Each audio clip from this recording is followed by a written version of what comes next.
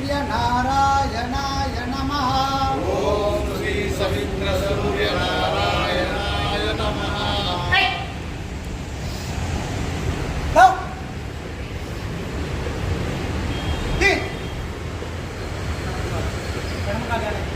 चार पाँच छः सात आठ नौ दस. आदित्यस्य नमस्कारः. कुर्वन्ति दिने दिने आयु प्रज्ञा बलं वीर्यं तेजस्तेषां तजायते.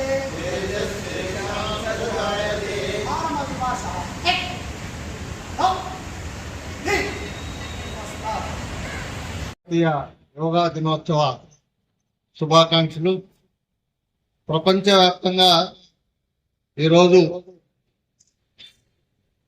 అందరూ ఈ దేశం ఆ దేశం, ఆ కులం ఈ కులం, ఈ మతం ఆ మతం లేదు.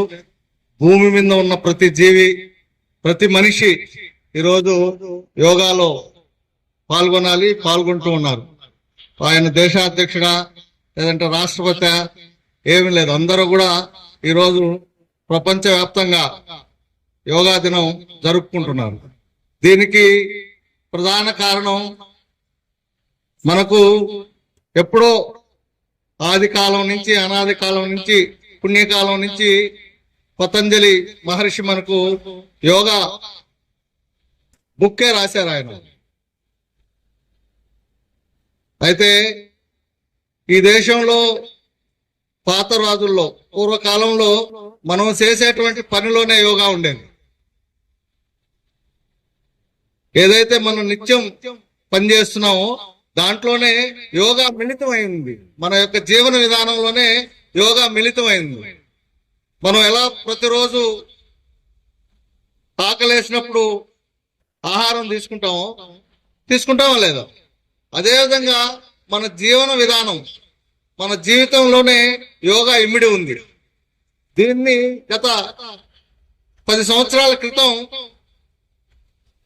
ఐక్యరాజ్య సమితిలో మన ప్రధాని నరేంద్ర మోడీ గారు ఈ యోగా ఏ ఒక్క దేశానిది కాదు, ప్రపంచ దేశాలకు అన్నిటికీ దీన్ని అందజేయాలనేటువంటి ఉద్దేశంతో ఒక అంతర్జాతీయ యోగా దినోత్సవాన్ని ప్రపంచానంతటికి సాటి చెప్పారు. కాబట్టి ఈరోజు అందరం కూడా యోగాలో పాల్గొన్నాం. రోజు పాల్గొంటున్నారా? పాల్గొంటారా? ఎవరున్నా రోజు నేను యోగా చేస్తానని వాళ్ళు ఉన్నారా?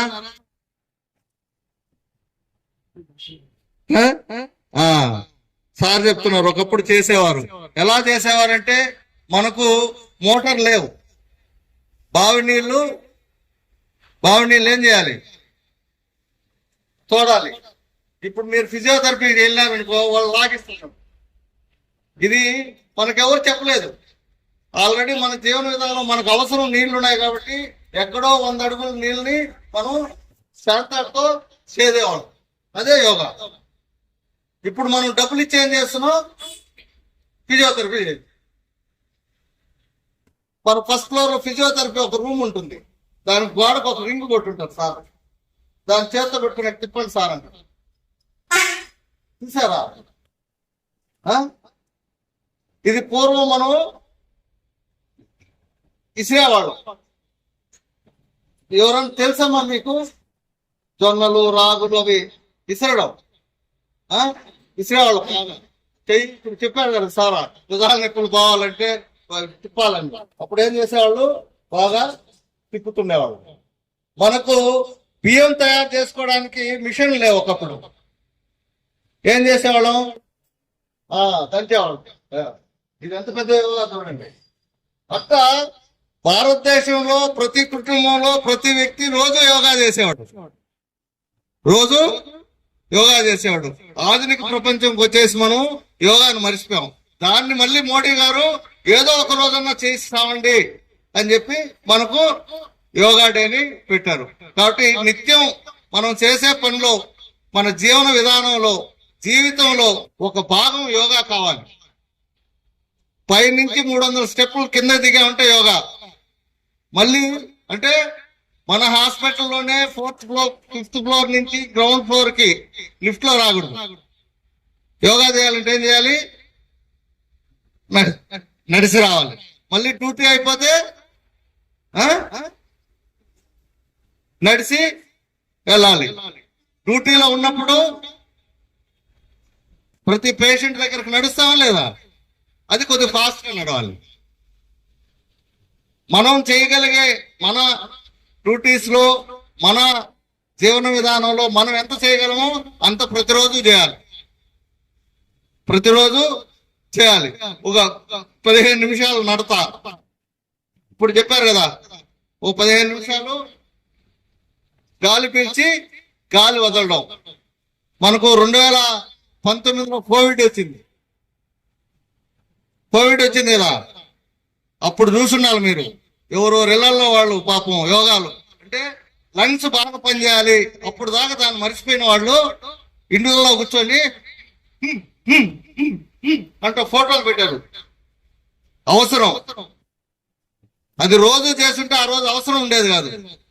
కాబట్టి అవసరం కోసం యోగా కాదు, ప్రతినిత్యం యోగా చేయాలి. దాన్ని మనందరం కూడా అలవాటు చేసుకోవాలి. ఏదో అంతర్జాతీయ దినోత్సవం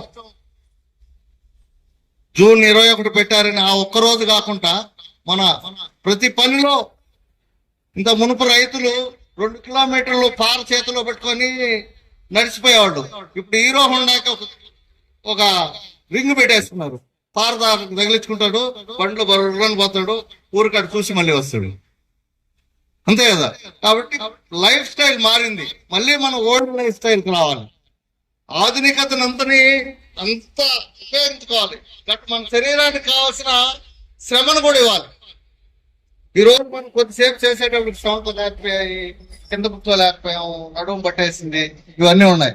రోజుగాన మనం చిన్న ఒక 15 నిమిషాలు గాన మనం ఉన్న రెసిడెన్సీలో అయినా ప్రాక్టీస్ కానీ చేయగలిగితే మన ఆరోగ్యం, ఆనందం, ఐశ్వర్యం ఈ 3 కలుగుతాయి యోగా వల్ల. ఆనందంగా జీవించవచ్చు, ఆరోగ్యంగా జీవించవచ్చు, ఐశ్వర్యంగా అంటే ధనవంతులుగా కూడా ఉండొచ్చు. జబ్బు వచ్చిందనుకో డబ్బు ఖర్చు, జబ్బు రాలేదనుకో డబ్బు మిగిలద్ది. యోగా వల్ల 3 మంచి ప్రయోజనాలు. ఆనందంగా, ఫ్రెష్ గా, బ్రైట్నెస్ గా రాగానే, మన డ్యూటీకి రాగానే అందరూ కూడా ఏంద్రా తూమం వచ్చేదే అనుకుంటా బ్రైట్నెస్ ఉంటుంది. మనం ఆనందంగా ఉంటాం, మన ఎదుటోళ్ళని ఆనందంగా ఉంచుతాం, ఆరోగ్యంగా ఉంటాం. ఎలాంటి ఇబ్బంది లేకుండా లంగ్స్ ఫెయిల్ అయిపోయాయి, కిడ్నీలో రాళ్ళు ఉన్నాయి, పిత్తాశయంలో రాళ్ళు ఉన్నాయి, నీకు ఆపరేషన్ చేయాలి, నీ కన్ను చూపు తగ్గిపోయింది, 20 సంవత్సరాల్లోనే క్యాట్రాక్ట్ వచ్చింది, ఈ సమస్యలు లేవు. ఆరోగ్యంగా జీవించవచ్చు. 3వది ఐశ్వర్యంగా, అంటే అష్ట ఐశ్వర్యాలు అంటారు కదా, ధనవంతులుగా జీవించవచ్చు. ఎక్కడా లోటు లేకుండా, మనకు అనారోగ్యానికి గురి కాకపోతే డబ్బులు ఖర్చు కాదు. యోగా చేసిన దానివల్ల డబ్బులు ఏం మీకు రూపాయి ఖర్చు కాదు. ఏమైనా ఇప్పుడు ఖర్చు పెట్టారమ్మా? ఏం లేదు, నడుస్తాం, కొంచెంసేపు చేతులు పైకెత్తాం, కొంచెంసేపు తల కింద పంచుతాం. ఇవి చేసిన దానివల్ల ఒక్క రూపాయి కూడా ఖర్చు లేదు. కానీ జీవితంలో ఈ 3 రకాల ప్రయోజనాలు మనం పొందగలుగుతాం. కాబట్టి అందరం ఈ ఒక్కరోజని కాకుండా రోజు మీరు మన ప్రపంచ దేశాల్లో అగ్రదేశాన్ని పిలుచుకునేటువంటి అమెరికా వైట్ హౌస్ లో డ్యూటీకి వచ్చేటువంటి ప్రతి ఎంప్లాయ్ యోగా చేసి డ్యూటీలకు వెళ్ళాలి. యోగా చేసి డ్యూటీకి వెళ్ళాలి. అంటే యోగా వల్ల వాళ్ళ సర్వేలో యోగా చేయకుండా ఉద్యోగం చేస్తే, యోగా చేసి ఉద్యోగంలోకి వెళ్తే ఎంత చురుకైనది, ఎంత ఆలోచనాపరమైన పని జరుగుతుంది అనేది వాళ్ళ సర్వేలో తేలింది. కాబట్టి ఇంత మునుపు బిల్ క్లింటన్ ఉన్నప్పుడే ప్రతి వైట్ హౌస్ ఎంప్లాయీ వాళ్ళకి హాల్ ఇచ్చేశారు, యోగాకి హాలు. రాగానే యోగా చేసుకునే డ్యూటీకి వెళ్ళాలి. మన భారతదేశంలో లేదు. మనం వాళ్ళకి నేర్పిస్తే వాళ్ళు నేర్చుకొని దాన్ని అమలు చేసుకొని మంచి పనితనము, ఆలోచన విధానము అన్ని మార్చుకుంటున్నారు. మనకు వచ్చిన యోగాని మరిచిపోయి రోగాలు తెచ్చుకొని డబ్బులు ఖర్చు పెట్టుకుంటున్నాం. కాబట్టి ఈ రోజు ఇట్నుంచైనా రెసిడెన్సీలో ఉన్న వాళ్ళు, డ్యూటీలకు వచ్చేవాళ్ళు, ఎక్కువసేపు 15 నిమిషాల పాటు మన శరీరం మీద మన మనసు మీద లగ్నం చేద్దాం.